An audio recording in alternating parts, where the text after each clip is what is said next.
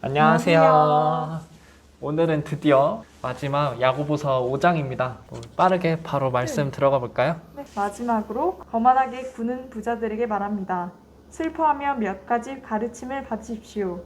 그대들은 재난이 닥칠 때 눈물을 담을 양동이가 필요할 것입니다. 그대들의 돈은 썩었고 그대들의 좋은 옷은 역겹기 그지없습니다.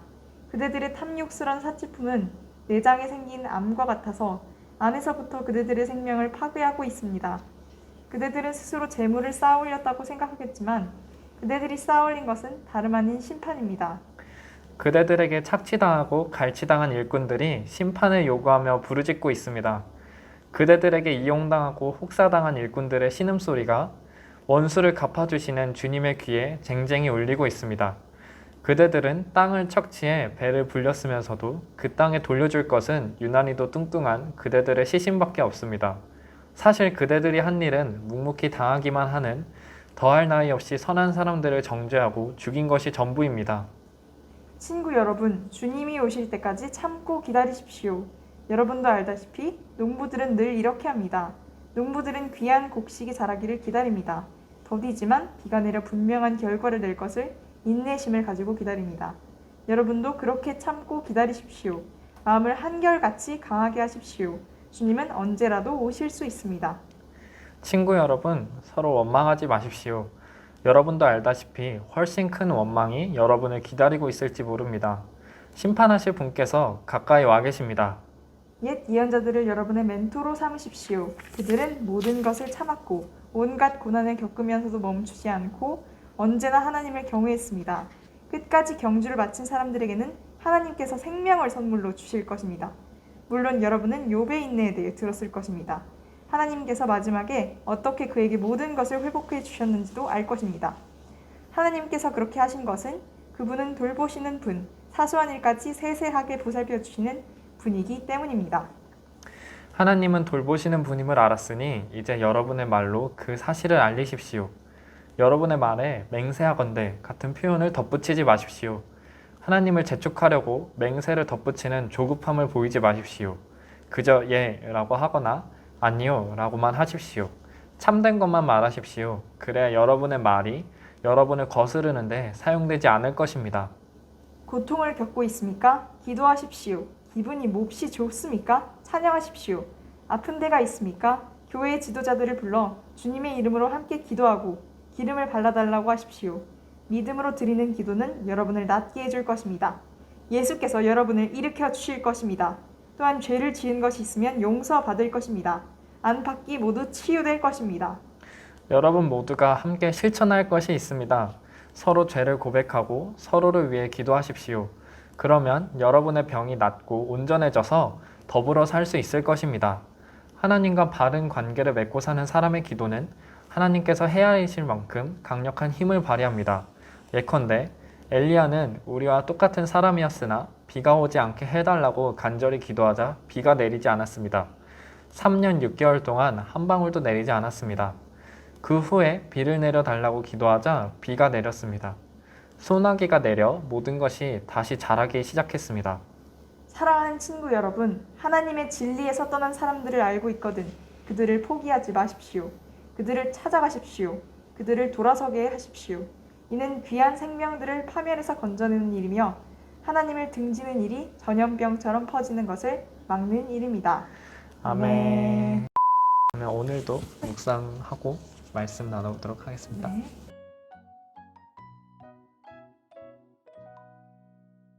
묵상 다 하셨나요? 네.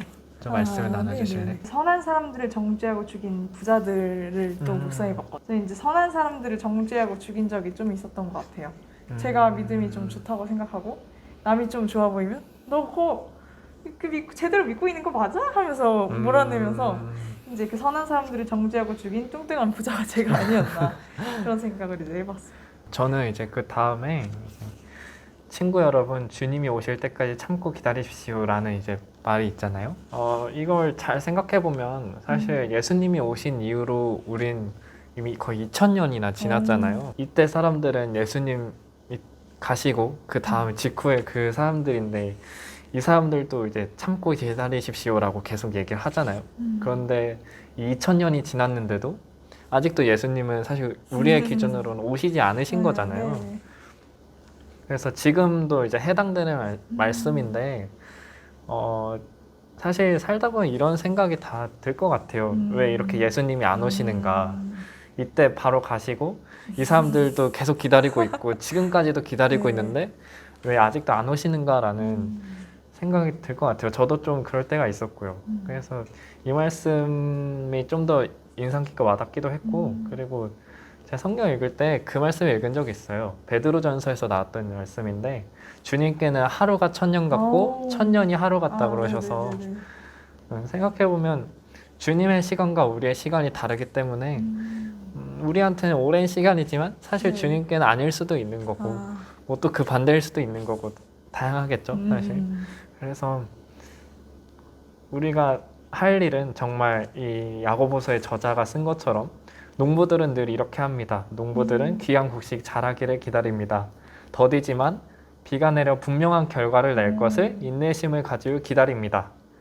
정말 우리가 가져야 하는 마음이 이 인내심을 가지고 기다리는 마음이 아닐까 하는 생각이 들더라고요. 인내심. 네, 맞아요. 네. 제 인내심이 너무 없어요. 사실 우리 모두 다 그런 것 같아요. 옛 예언자들을 여러분의 멘토로 삼으십시오. 제가 멘토가 사실 없거든요. 멘토 있니? 막 그 학교에서 물어보면 전 없다고. 하나님이 내 멘토라고 할까? 막 이런 생각을 했는데 그 옛 예언자들을 멘토로 삼으면 이분이 내 멘토입니다 하면 어떤 삶을 살아나갈지 딱 설계가 될 것 같은 거예요. 그쵸. 그래서 조금 더 현실적으로 하나님께 다가갈 수 있는 계기가 되지 않을까라고 생각을 했습니다. 선지자들도 워낙 다양하게 많지만 뭐 엘리야는 네. 그 상황 속에서도 믿음을 네, 네, 유지한 게 참 어려웠죠. 그런 걸 멘토로 삼으면 참 도움이 될 것 같습니다. 그리고 또 저는 그들을 돌아서게 하십시오. 이는 귀한 생명들을 파멸에서 건져내는 일이며 하나님을 등지는 일이 전염병처럼 퍼지는 것을 막는 일입니다. 딱 코로나 시대가 딱 제 눈에 보이는 거예요. 그래서 딱 직설적으로 이런 안타깝고 악한 것에 빠져 있는 그 사람들을 구해내기 위해 전도와 기도가 필요하겠다 이런 생각을 조금 더 직설적으로 했습니다. 이렇게 야고보서 묵상을 다 해보았는데요. 저는 개인적으로 야고보서가 참 많은 교훈이 있는데 사실 모든 성경에는 다 교훈이 있다고 생각하는데 야고보서는 특히 저희의 일상과 세상을 살아가는 거에 대한 교훈을 참 많이 준 것 같아요. 네네.